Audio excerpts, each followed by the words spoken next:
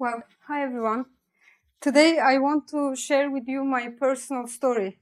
Some call it a story of survival, but for me it's a story of courage, passion and love. And it consists of 3 journeys.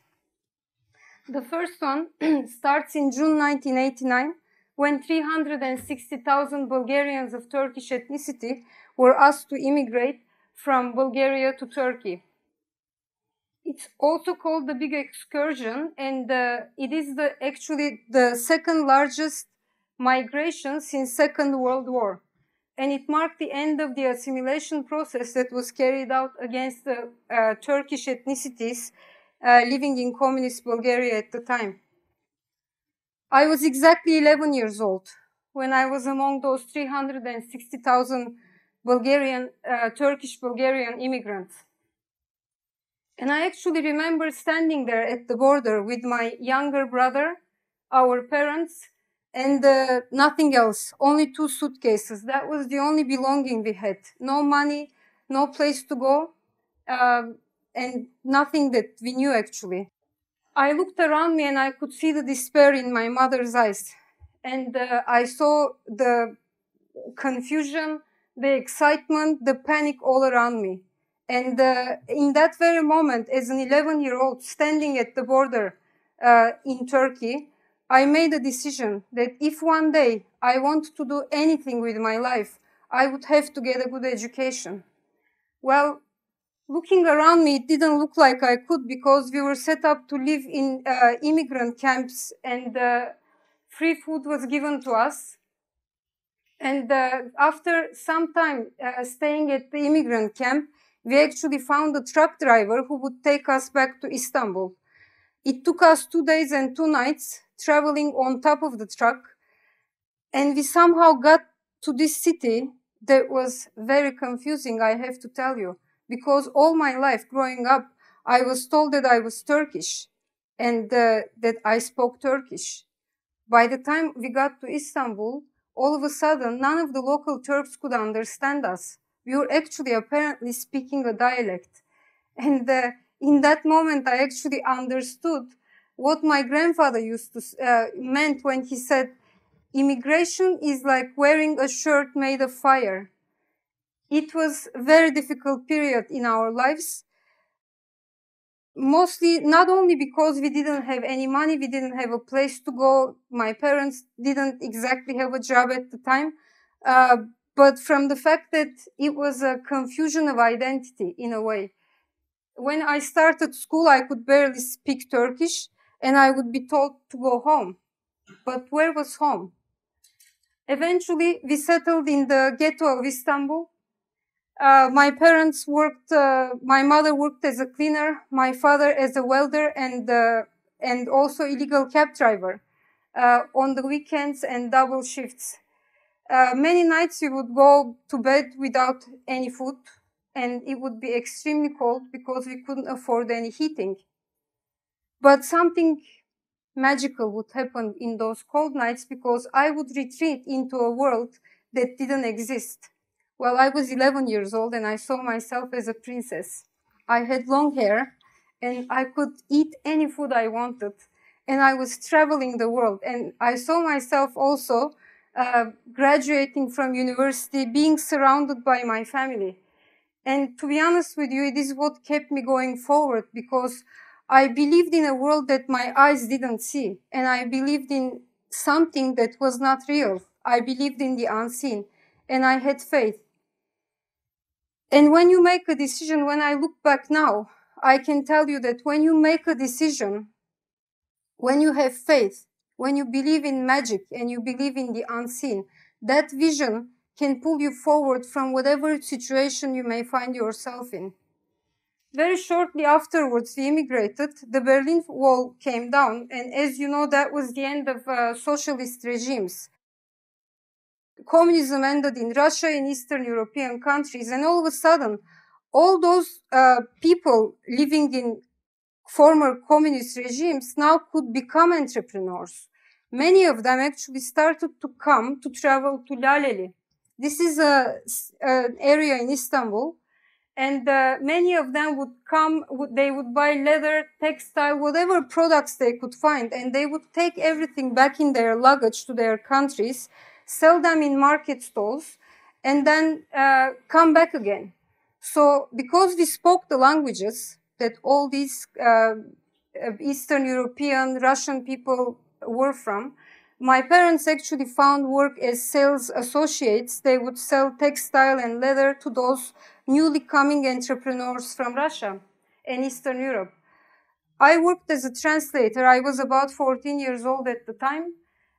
And my brother would go into the street in order to basically get any customers that he could find and lure them into the store where my parents were working. My second journey takes place when I was 22. Well, I did graduate from university. I received a scholarship to go to University of Miami, and I stood at the podium getting my diploma from Quincy Jones, no less, and I graduated as cum laude with 4.0 GPA, and I had a very promising career path offered to me by Morgan Stanley. But when I was standing at that stage, I made a decision that it was time for me to go back to Istanbul. I didn't want to take the profession that was offered to me. I didn't want to stay in the States because something interesting had happened at the time. When I was a student, university student in Miami, I was obviously for the first time in the States, I actually saw something that was, an idea was born in me. I saw that every single business around me in the States was small at some point. They started very small and nobody did anything on their own.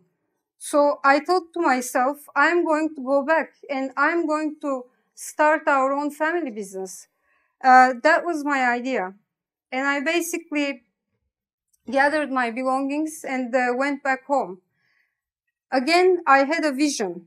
And I did exactly what I was taught in business school. I have a business degree, and I gathered my family around and everyone who believed in my vision. And at that time, it was my family and people actually who we were selling some products to in the Laleli area. And I explained my vision to everyone. So we had obviously no capital, nothing, just an idea, just a vision. I was also working from my days as a translator. I would travel to Italy and I already knew suppliers in Italy. And perhaps because I was a teenager, I had developed a very close, warm relationship with the Italian suppliers. So I did what I was taught in business school. I created something of value. I sold it to people who needed it. And I did it much better quality than any of my competitors. And I sold it at cheaper prices than them. So this is what they teach you in business school. But what they don't teach you and what I later explored in my own research is altruism. Because I had nothing except the fact that people who believed in me and the vision. So I would go back to the suppliers and to Italy and I would ask them for extra skins of leather. And I would explain what I wanted to do. And we got together and created our very first collection. And then to the people I knew from the Lalel area, especially the Eastern European Russian entrepreneurs, I would tell them, just take my products, 5 wallets. You don't have to pay me anything. Just take them, sell them back in your country, and then you can bring me the money. And this is an incredible level of trust because they may never come back. And that's my only sample at the end of the day. But taking risk works and believing in yourself, having a vision. But more than that, realizing that we is much more powerful than I. Nobody does anything on their own. You do not finish university on your own. You don't write a thesis on your own.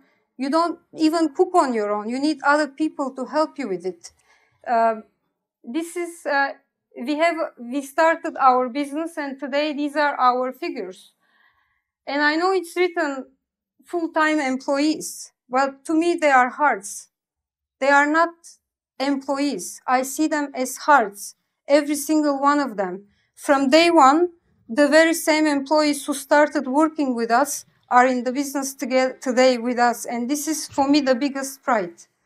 And it actually what keeps me moving forward.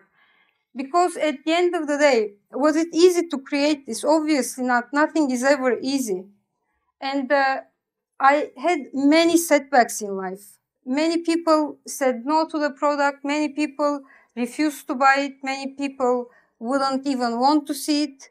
And from personal to professional setbacks, you name it, I experienced it. But I have, and I think that's how the entrepreneur mind works. I have something within me where I say yes to myself, no matter how many times other people would no matter how many times I would hear no, I say yes to myself. And I think that's one of the keys to success, because you need to first say yes to yourself. You need to first believe in your own vision so that other people can believe in you. But in order to be able to say yes to yourself, you also need to have something within you that keeps you alive. And that something is, some of us call it passion, purpose. And funnily enough, when I've been lecturing, my students would always ask me, my friends would always ask me, but how do I find my purpose? What keeps me alive? How do you find that? I have to be very lucky, and I have to go through the situations that you've gone through in order to find it. Well, that's not true, first of all. However, that question, when they ask me, how do you know what keeps you alive? It propelled me to look for the answer, because it is a very good question. The answer to it came to me very unexpectedly, and at a time when I actually didn't expect it would come to me. It was my third journey, age 33. I experienced a very, to me, personal and professional setback at the age of 33. By that time, I had finished my PhD at Cambridge. I have published more than 10 research papers. I was an author of a book. I was lecturing in top universities in London, and I was living in my favorite city in the world, London. And my business was actually going well. But one night, everything changed, because I realized I was at a crossroad, and I needed to step up to the plate. And overnight, I packed my bags again. And once more, I moved from London to Istanbul. And I have to tell you, it was the hardest thing I ever had to do. One of the hardest things I ever had to do in my life. And perhaps because I was older, perhaps because I was leaving a city I really loved, it was incredibly difficult. But it gave me the answer to the question, what keeps you alive? Because I believe every single one of us has a destiny, has a purpose, but it is up to you whether you step up to the plate or not. It is up to you whether you respond to that, to what is being asked of you. And only then you can discover what keeps you alive.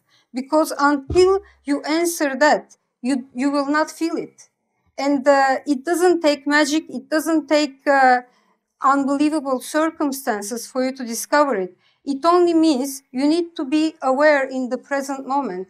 That can only happen right now. In every moment, you are given an opportunity.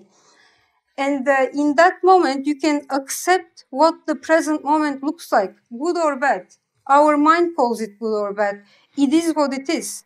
You accept it, embrace it, and if you need to act on it, you need to act on it. And that's when your real journey is going to begin, because your real journey will not begin until you decide to get up, step up, and live your life fully from your heart. Thank you.